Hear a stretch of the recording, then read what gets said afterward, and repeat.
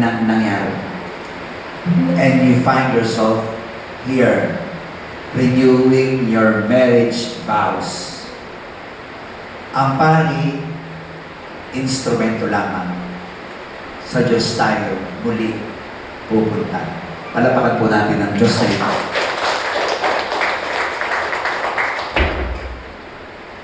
Yung mga team song na yan, marami dyan mga istorya.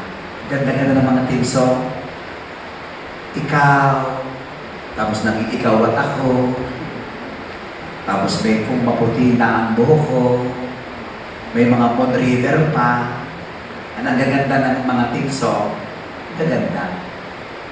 Alam nyo, kapag daw po bagong-bagong kasal, ang lagi daw inaawit ng mag-asawa. Alam niyo kung anong lagi inaawit? Papuri sa Diyos. Praise the Lord. Wow!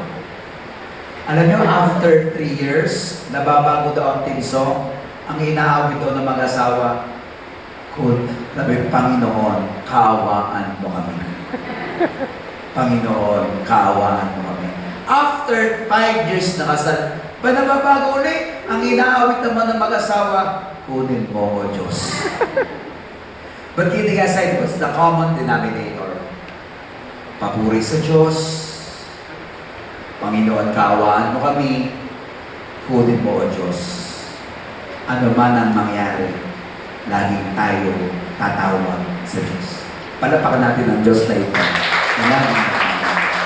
Sino ba mag-aakala na kayo ay magiging active sa the face? Pagkatapos, ito pala ang Panginoong ito, laging nanliligaw sa atin, sa inyo. At ang kanyang paliligaw, hindi lang ikaw. Kayong dalawa. Kayong dalawa. At kapag niligawan at napasagot kayong dalawa, kasama na ang buong pamilya.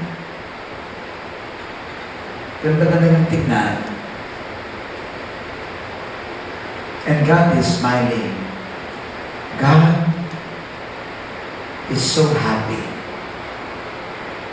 because we're going back to Him. Alam po nyo, habang ako'y naglililit ng dalasal, lagi ang iniisip, ano ba pwede kong piece of advice? Di ba, wala akong asawa.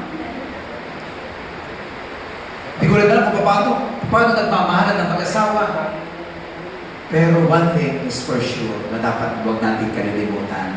Alam na alam natin, put Christ at the center of your life.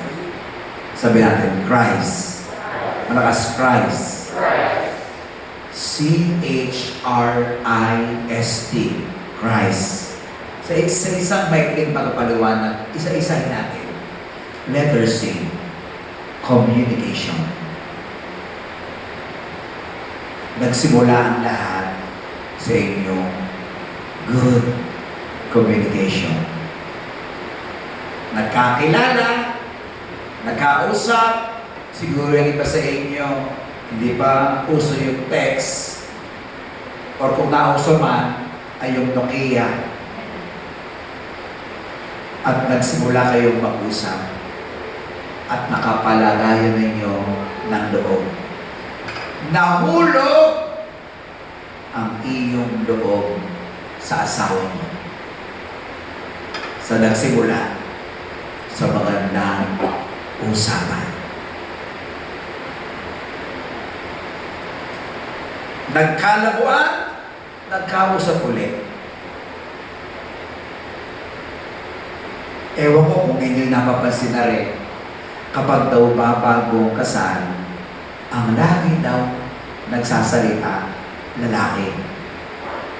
Ang babae, medyo tahimik. After 1 year na kasal, nababaliktad na. Ang babae man lagi daw nagsasalita, ang lalaki, tahimik. After 3 years, ang lalaki nagsasalita, ang babae nagsasalita, kapitbahay na ang tahimik. May mga pinagtatalunan na. Pero wala perfectong mag-asawa. Lagi merong pag-uusapan At sa mag-asawa, you learn how to speak, how to listen with the heart. Kasi kapag ang mag-asawa ay pareho na nagsasalita at walang na nakikinig, magkakaproblema kayo. Learn to speak and to listen with the heart.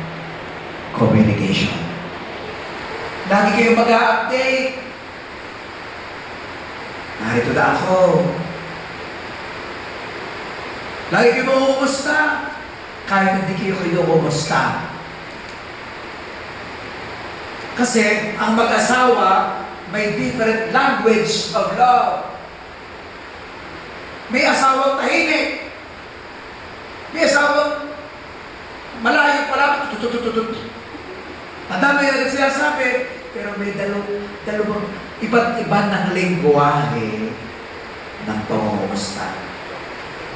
Be a good communicator. Communication is the first key. Letter H. Letter H. Honesty. Ang iba sa inyo, ilang taon ng mag-asawa, pero lagi hindi mawawala faithfulness, fidelity, honesty. Mas maganda sa Tagalog, katapatan. Hindi kaya palitan ng kasipagan ang katapatan. Kasipag ng asawa ko, masipag nga, ay hindi naman tapat. Kasapatyan. Ay, kagaling na asawa ko, ang galing na asawa. Ang galing na, hindi naman tapat. You cannot substitute honesty and faithfulness. This. Sa mag-asawa, wala nang sikreto. Wala nang lihim. Ano yung asawa ko na may kakota ko na mo, diyan na sa akin. Bakit ikad? Wag kayong magtaka, asawa ko yan. Kaya nga ako di nag-asawa. Pero, mag-asawa kayo eh. Kaya nga kayo magkabian. Kita ninyo, din yung magkabiyan. Pag wala yung isa, hindi kumpleto yung isa. Siya kasi buo. At ang buo niya, your honesty and faithfulness. Letter R. Respect. Dito sa atin sa Pilipinas, kahit saan, napakahalaga yung respeto. Di ba may kasabihan, mawala na ang lahat, kahit makulang ang pera natin, kahit ang dami nating problema, huwag lang mawawala ang respeto mo, respeto mo. Bakit? Sapagkat yun ay nakatungtong sa dignidad at dangal ng tao. Dahil ba wala na kayong pera, pwede mo nang murahin ang asawa mo? Hindi. Dahil ba yung plano ninyo ay hindi nangyari, pwede na kayo mag-away lagi? At lagi mo itong susumbat sa kanya? Hindi.